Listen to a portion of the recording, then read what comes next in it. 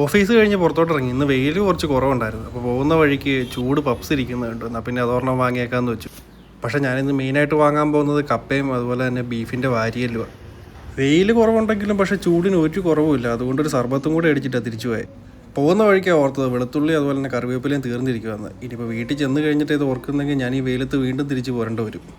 വീട്ടിൽ ചെന്നത് ആദ്യമേ പപ്സ് ഒരെണ്ണം കഴിച്ച് കഴിഞ്ഞിട്ടാണ് ബാക്കി പരിപാടികളിലോട്ട് കിടന്നത്. അപ്പോൾ വീഡിയോ ഇഷ്ടപ്പെട്ട് കഴിഞ്ഞാൽ സബ്സ്ക്രൈബ് ചെയ്യാൻ മറക്കല്ലോ കേട്ടോ. കപ്പയും അതുപോലെ തന്നെ വാരിയൽ കറി ഒരു അടിപൊളി കോമ്പിനേഷനാണ്.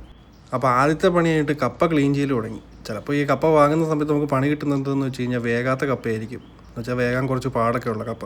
അതാണെങ്കിൽ വലിയ ടേസ്റ്റും കാണത്തില്ല, നമുക്ക് ഉണ്ടാക്കാനും പാടായിരിക്കും. പക്ഷേ ഇത് നല്ല കപ്പയായിരുന്നു കേട്ടോ. കഴിച്ച് നോക്കുമ്പോൾ തന്നെ അറിയാം കയ്പൊന്നുമില്ല, അതുപോലെ തന്നെ നല്ല രീതിയിൽ വെന്തും കിട്ടുമെന്ന്. ചൂട് കാരണം ഒരു മഴയും കൂടെ പെയ്തിരുന്നെങ്കിൽ നശിച്ചു പോയി. പക്ഷേ പെയ്തില്ല. മിക്ക ദിവസങ്ങളിലും ഇരുണ്ട് കൂടി വരുമെങ്കിലും മഴയൊന്നും പെയ്യത്തൊന്നുമില്ല, പറ്റിച്ചിട്ട് പോകും. കപ്പ കൊത്തി കുറുക്കി വേവിക്കാൻ വെച്ചിട്ടുണ്ട്. ഇനിയിപ്പോൾ അടുത്തത് നമുക്ക് ബീഫിൻ്റെ പരിപാടി റെഡിയാക്കണമല്ലോ. ബീഫ് നല്ലപോലെ കഴുകിയെടുത്തു. കുക്കറിലിട്ടാണ് വേവിച്ചെടുക്കുന്നത്. കാരണം ഇതിപ്പോൾ പാത്രത്തിലോ അല്ല ചട്ടിയിലൊക്കെ ഇട്ട് വേവിക്കണം എന്ന് വെച്ച് കഴിഞ്ഞാൽ ഉടനെ അങ്ങ് വെന്ത് കിട്ടത്തില്ല. എല്ലാം ആയതുകൊണ്ട് നല്ല രീതിയിൽ വെന്ത് കിട്ടണം, എന്നാലേ ആ ഇറച്ചി എല്ലിന്ന് ഇങ്ങനെ വിട്ടുപോരുള്ളൂ. കറിക്ക് വേണ്ടി എടുത്തേക്കുന്ന സവോള, ഇഞ്ചി, വെളുത്തുള്ളി, കറിവേപ്പില, കുറച്ച് പച്ചമുളക്, പിന്നെ കുറച്ച് പെരിഞ്ചീരകം, അതുപോലെ പൊടികളായിട്ട് എടുത്തേക്കുന്നത് മുളക് പൊടി, മഞ്ഞൾപ്പൊടി, മല്ലിപ്പൊടി, അതുപോലെ തന്നെ മീറ്റ് മസാല. ഇത്രയും പൊടികളാണ് എടുത്തേക്കുന്നത്. അതൊന്ന് മൂപ്പിച്ചിട്ടും കൂടെ ഇടുന്നത്. കുക്കർ അപ്പോഴത്തേക്കും നിറഞ്ഞിട്ടുണ്ട്. അതുകൊണ്ട് വേറൊരു പാത്രത്തിലിട്ടിട്ട് ഇത് മിക്സ് ചെയ്തെടുത്തേ. സമയം അപ്പോഴത്തേക്കും 2:30 ആയി. സാധനങ്ങളൊക്കെ വാങ്ങി വന്നപ്പോഴത്തേക്കും കുറച്ച് ലേറ്റായിരുന്നു. അപ്പോഴത്തേക്കും നല്ല രീതിയിൽ വിശക്കുന്നുണ്ട്. പക്ഷേ ഇത് ഇനിയിപ്പോൾ ഉണ്ടാക്കി കഴിയാതെ കഴിക്കാൻ പറ്റില്ലല്ലോ. കപ്പ ഞാൻ പറഞ്ഞ പോലെ നല്ല കപ്പയായിരുന്നു. അത് ഒരുപാട് സമയമൊന്നും വേകാൻ വേണ്ടിയിട്ട് എടുത്തില്ല, പെട്ടെന്ന് വെന്തുടഞ്ഞ് വന്നിട്ടുണ്ട്. അപ്പോൾ ഇനി നെക്സ്റ്റ് ഇതിനകത്ത് പണിയെന്ന് വെച്ച് കഴിഞ്ഞാൽ അതിൻ്റെ വെള്ളം ഊറ്റിക്കളയണം.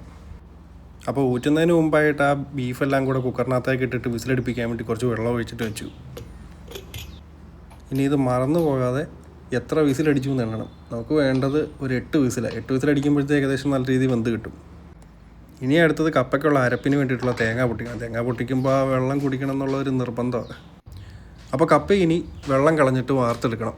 എന്നിട്ട് അതിനകത്തേക്ക് ഇനി അരപ്പായിട്ട് എടുക്കുന്നതെന്ന് വെച്ചാൽ കാന്താരി മുളക്, ചുവന്നുള്ളി, വെളുത്തുള്ളി, കറിവേപ്പില, ഇത്ര സാധനങ്ങൾ മതി. ഇതെല്ലാം കൂടെ തേങ്ങ ഇട്ടങ്ങ് അരയ്ക്കുക. കുറച്ച് മഞ്ഞൾപ്പൊടിയും കൂടി ഇടുക. അപ്പോൾ കുക്കർ അവിടെ ഇരുന്നിട്ട് 1ാമത്തെ വിസിലടിച്ചിട്ടുണ്ട്. ഇനിയിപ്പം 8 വരെ കറക്റ്റായിട്ട് ഇടുക. എന്നിട്ട് ഈ അരച്ചെടുത്ത അരപ്പെല്ലാം കൂടെ കപ്പയുടെ മുകളിലിട്ടിട്ട് ലോ ഫ്ലെയിമിൽ ഒരു 2 മിനിറ്റ് വല്ലതും വെക്കുക. അന്നേരത്തേക്ക് അരപ്പും കുറച്ച് വെന്ത് കിട്ടും. എന്നിട്ടിത് നല്ലപോലെ ഉടച്ചെടുക്കണം. ആ തവിയിട്ട് ഇളക്കുന്ന കാണുമ്പോൾ തന്നെ മനസ്സിലാവും ഇത് നല്ല രീതിയിൽ ഉടയുന്ന കപ്പയാണ്. ചില കപ്പ എത്ര ഇട്ട് ഉടച്ചു കഴിഞ്ഞാലും ഉടയത്തില്ലാത്ത പേട്ട് കപ്പ കിട്ടും. അപ്പോൾ കറക്റ്റായിട്ട് 8 വിസിലടിച്ച് ഏകദേശം ബീഫ് നമുക്ക് റെഡി ആയിട്ടുണ്ട്. അപ്പോൾ അത് തുറന്നു നോക്കി. അപ്പോൾ കുറച്ച് ചാറ് കൂടുതലാണ്. അപ്പോൾ ഇച്ചിരി കുറുകി എടുക്കാമെന്ന് വിചാരിച്ചുകൊണ്ട് ഒന്നുകൂടെ തിളപ്പിക്കാൻ വേണ്ടിയിട്ട് വെച്ചു. ഇതങ്ങ് തുറന്നിട്ട് ഇതിൻ്റെ മണം അടിച്ച് കഴിഞ്ഞപ്പോൾ തൊട്ട് വിശപ്പിനൊരു രക്ഷയില്ല.